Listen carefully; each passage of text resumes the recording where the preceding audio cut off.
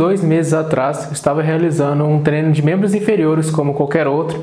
Fiz lá o meu agachamento, meu recorde máximo, fiz as minhas repetições, fiz meus exercícios suplementares e me preparei para realizar um agachamento cinturão. Posicionei o chão, coloquei 90 kg no meu cinturão e na hora que eu fui subir em um dos apoios, perdi o equilíbrio, pisei em falso e escutei aquele estalo característico vindo no meu joelho. Eu achei que não tinha sido nada, na hora eu não estava sentindo muita dor e acabei finalizando o treino, fazendo alguns exercícios ali que eu sabia que não iam agravar muito a minha dor. O dia foi passando, o joelho foi enchendo cada vez mais, a dor foi aumentando cada vez mais ao ponto de eu mal conseguir caminhar. Acabei tendo que ir ao hospital e lá recebi um diagnóstico de que havia tido um estiramento do meu ligamento colateral lateral do meu joelho direito. Descansei alguns dias, tomei um anti-inflamatório, embora o joelho ainda estivesse extremamente inchado e assim foi durante quase 2 semanas. Tentei descansar no máximo que eu pude, porque afinal de contas ainda tenho atividades do dia a dia a serem realizadas, como faculdade, cuidar de casa, e eu acabei percebendo que a dor não era exatamente ali naquela região. O inchaço continuou aumentando, a dor migrando de lugar, senti em diversos lugares diferentes e acabou se estacionando no que parece ser exatamente no meio das articulações, e não é nenhuma surpresa que acabei lesionando também o menisco lateral do joelho direito. Nesse vídeo eu vou falar para vocês exatamente como é que foi o meu processo de recuperação e, apesar de ainda não estar 100% de volta às atividades, já comecei de novo a treinar a perna e tenho sentido que tem caminhado muito bem, apesar de ainda ter que tomar cuidado e ser muito preciso com a escolha dos exercícios que eu faço e das atividades que eu programo para mim no dia a dia.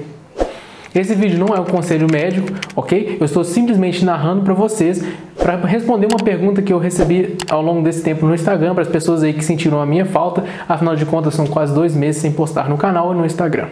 Mas afinal, o que aconteceu, eu acabei de dizer. E o que foi que eu fiz tendo essa informação diante desse quadro?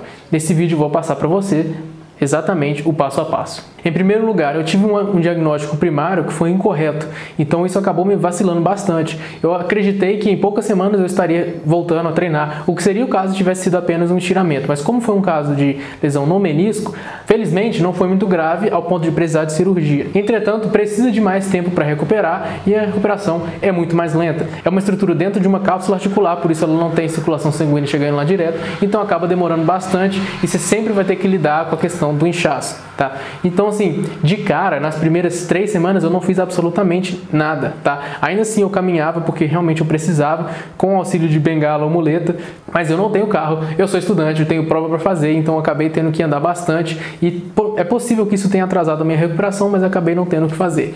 Então sempre que possível eu descansava na posição com a perna estendida, tá? E possivelmente o joelho elevado acima do nível do coração, isso para ajudar a diminuir o inchaço. No começo eu não tinha essa informação, mas depois eu fui orientado por um especialista que sempre que eu estivesse dormindo ou descansando, eu colocar a minha perna de posição estendida, tá? Não ficar com a perna dobrada. E isso acabou ajudando bastante. Eu percebi realmente a diferença depois que eu comecei a dormir com um travesseiro apenas em cima do pé, de maneira com que a perna ficasse totalmente esticada. Isso realmente ajudou bastante. Nesse primeiro momento é nada mais nada menos do que o chamado RICE, que é o Rest, descanso, Icing, que é o colocar o gelo, compressão externa, esse no caso eu não utilizei em momento algum, e elevação.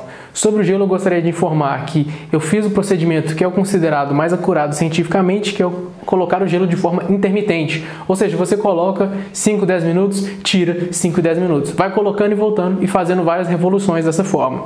Por quê? Porque para você retirar um inchaço, você tem que retirar o líquido da região. Se você só coloca o gelo e deixa, o que vai acontecer? Você vai ter uma grande vasoconstrição e esse líquido que está lá dentro, esse sangue, não vai conseguir sair, tá? Porque os vasos estão comprimidos. Então, ao você colocar e tirar, você gera constrição, volta normal, constrição, volta normal. E isso vai forçando a movimentação do líquido e tudo mais. Se você coloca o gelo, que é a abordagem tradicional, e deixa ele ao longo de 2, 3 horas, primeiro que você pode causar um dano permanente na pele, né? Você pode acabar queimando, tá? E segundo que você pode até não sentir dor, mas não é porque está resolvendo o problema. O problema está piorando porque não está saindo sangue de lá, tá? O que você não está sentindo, o motivo de você não estar sentindo dor é porque você anestesiou a região. E na hora que você tirar o gelo, vai doer ainda mais. Então eu utilizei esse método de colocar o gelo de forma intermitente. Passado essa situação que estava tão inchado que eu não conseguia movimentar, era muito importante fazê-lo, tá? Porque senão você pode acabar perdendo amplitude de movimento, principalmente por se tratar da região do menisco. Então, vários exercícios que eu fiz no primeiro momento são exercícios isométricos para ganhar a movimentação da minha articulação. Eu vou estar passando para vocês aí basicamente a rotina que eu fiz durante todo o dia por mais de um mês, que é uma contração isométrica da perna, tá? Você deita no chão, na verdade você senta no chão, apoia com as mãos, estica a perna e faz uma contração mais forte que você conseguir de maneira isométrica por 10 segundos. O objetivo é você realizar no mínimo 60 repetições disso ao longo do dia, tá? Eu dividia entre manhã, tarde e noite, mas às vezes eu acabava fazendo isso 5, 6 vezes ao dia, simplesmente 20 repetições segurando 10 segundos. O segundo exercício vai ser uma flexão de quadril, então você vai simplesmente levantar a perna, mas você não quer trabalhar o abdômen, então não precisa levantar a perna demais, você quer trabalhar só o quadríceps, porque você precisa de ganhar o movimento de extensão completa do joelho. Você vai ver que isso vai aparecer várias vezes nos exercícios que eu acabei fazendo, tá? Quase todos são para isso. Então você levanta a perna, segura 5 segundos, desce. E o terceiro exercício que eu realizei todo dia é basicamente o contrário, a flexão de joelho. Então eu deitava no chão e tentava apertar a minha perna para poder chegar o meu pé próximo à minha coxa o mais forte possível durante 5 segundos, relaxava e fazia isso de 20 a 30 vezes, dependendo de quantas vezes eu fazia isso ao dia. Esses dois últimos não são tão importantes quanto a contração isométrica, esse sim tem que martelar, não tinha jeito. Pelo menos 2 vezes na semana, eu gostava de pegar esses mesmos exercícios e realizá-los de forma progressiva, ou seja, com peso, tá? Juntamente com alguns outros para o treinamento de tecidos conectivos, tendões e ligamentos. Então o que eu fazia? Começava com esses exercícios de maneira convencional, só com o peso do corpo, e depois adicionando resistência. Utilizava um elástico na contração isométrica, utilizava uma caneleira na elevação de perna, utilizava um elástico na flexão de perna ou até mesmo uma caneleira e seguia o treinamento de tecido conectivo. Nada mais, nada menos do que pegar um exercício extremamente simples, monoarticular e realizá-lo por centenas de repetições. Extensão de joelho, 100 repetições. Flexão de joelho, 100 repetições. E o exercício que é popularmente chamado de touchdown, que você se eleva do chão e encosta o calcanhar da perna oposta no chão, fazendo uma amplitude de movimento bem pequenininha de joelho, tá? Centenas de vezes também. Eu também utilizava, no objetivo mais de treinar de forma progressiva também, a Terminal Knee Extension, né, ou a extensão de joelho terminal, que também é só o final da amplitude de movimento, e realizava vários agachamentos só até onde eu sentia que não estava doendo. Então, às vezes era quase nada de amplitude, às vezes eu nem fazia porque estava doendo muito naquele dia, então isso era muito dependendo de como eu estava me sentindo. Mas eu tentava agachar, aí doía, eu ia um pouquinho mais acima. Nesse caso eu não tenho filmagem porque acabou variando, e eu estou gravando esse vídeo após esse estado, né, de muita dor, porque também não estava nem agradável ao ponto de eu trazer um material decente para vocês.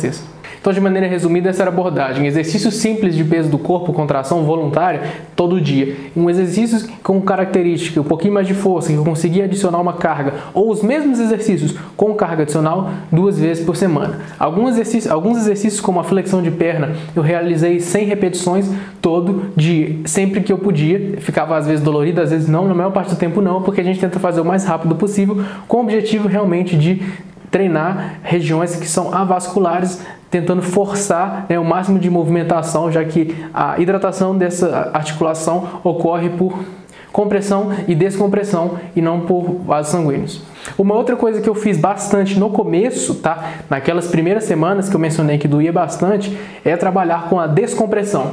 Ao contrário da compressão externa, que é o recomendado pelo método Rice, eu fiz o contrário. Eu fiz uma descompressão interna. Como assim? Posicionei uma caneleira no meu tornozelo e ficava em pé, deixando aquele peso puxar minha perna para baixo por 2, 3, 5 minutos enquanto eu fazia alguma coisa no celular, enquanto eu assistia alguma série, e também da mesma forma sentado, elevava a minha coxa do banco e deixava aquele peso pendurado lá durante algum tempo. Eu também realizei isso de forma intermitente, porém confesso que eu senti mais alívio nas primeiras vezes que ficou mais tempo. Pode ser não necessariamente porque estava me ajudando, mas realmente, como era uma época que estava muito inchado, eu acabei sentindo que me ajudou, mas aí eu não posso falar para vocês se foi por causa dos mecanismos que eu imagino, tá? Como é um dano numa estrutura que fica, né, entre 2 ossos, eu imaginei que se a estrutura tivesse muito inchada, ia acabar forçando, né, no caso, o fêmur na tíbia e na fíbula. Então eu imaginei que se eu descomprimisse eu ia aliviar um pouco daquela dor. Não sei se funcionou por esse mecanismo, mas de fato trouxe um alívio bem grande nas primeiras vezes que eu fiz. De maneira geral, foi isso, não teve segredo, alguns exercícios todo dia, sempre que eu conseguia trabalhar um pouquinho de força para manter a amplitude de movimento. Isso é o mais importante. Antes de qualquer agachamento, antes de preocupar com qualquer coisa de treinamento de força, eu queria movimentar o joelho a amplitude completa sem sentir dor. Ainda é uma coisa que tem dia que vai, tem dia que eu sinto um pouquinho de dor, tá? Mas Essa é sempre a minha preocupação. Consigo movimentar tudo? Se eu consigo, eu adiciono carga. Se não, eu movimento só aquilo que eu consigo e vou adicionando carga aos poucos. Tive uma perda de massa magra, sim, as minhas duas pernas acabaram diminuindo de tamanho, eu tenho até as medidas para poder comprovar, e a direita, que foi a que eu machuquei, diminuiu ainda mais. Mas sinceramente, eu só estava preocupado em algum dia conseguir agachar com tranquilidade.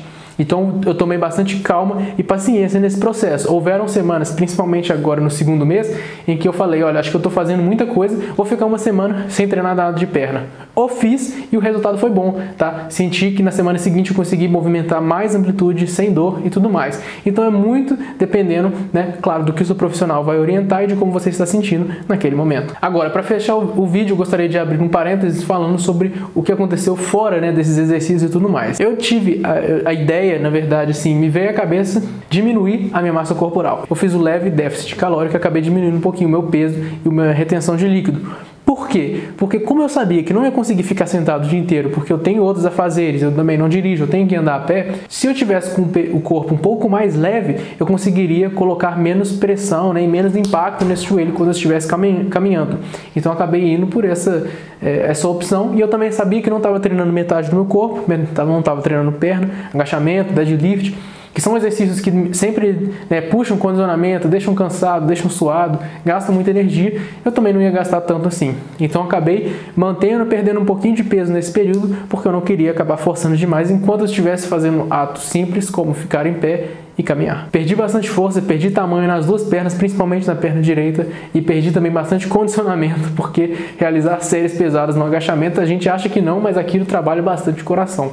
Mas a gente vai reconstruindo aos poucos. Como eu já falei várias vezes aqui no canal, a pessoa mais forte é aquela que treina por mais tempo. Se daqui a 10 anos a gente estiver conseguindo treinar com um nível muito interessante, a gente vai ser muito mais forte do que aquelas pessoas que largaram tudo e não treinam mais nada. Gostaria de deixá-los avisados, as poucas pessoas que eu imagino que vão receber esse vídeo, que estamos de volta, mande para os seus amigos, mande nos seus grupos do Instagram, mande nos grupos de WhatsApp, avise todo mundo que o canal Gabriel Martins Fitness está de volta. Quero sugestões aqui embaixo nos comentários do que você gostaria de ver, o que vocês estiveram pensando, assistindo e treinando aí durante esse período. Vamos falar sobre treinamento.